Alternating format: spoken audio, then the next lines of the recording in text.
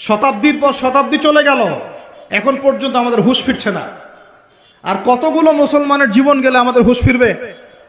যেদিন আমার বাড়িতে বোম পড়বে ওই দিন হুঁশ ফিরবে, যেদিন আমার বাসায় এসে বোমটা পড়বে ওই দিন হুঁশ ফিরবে, চোখ খুলবে আমাদের। একটা একটা করে ওদের এজেন্ডা ওরা বাস্তবায়ন করেছে। ওদের বলতে কাদের বুঝাচ্ছি এটা আপনারা বুঝে নেবেন। সব কথা সব জায়গায় খোলামেলা বলা যাবে না, এটা আপনারাও বুঝতে পারেন। তবে একটা দিকে ইন্ডিকেট করছি আমি, সেটা হলো পশ্চিমা সভ্যতা। কোন সভ্যতা? এদের একটা এজেন্ডা, তারা পুরো বিশ্বটাকে শাসন করতে চায়, এটা ওদের এজেন্ডা।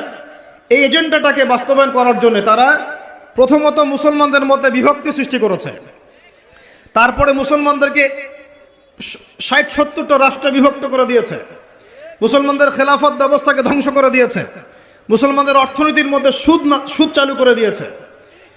এরপরে সংস্কৃতির অঙ্গনের মধ্যে শিরকের বিষ বাষ্প ঢুকিয়ে দিয়েছে।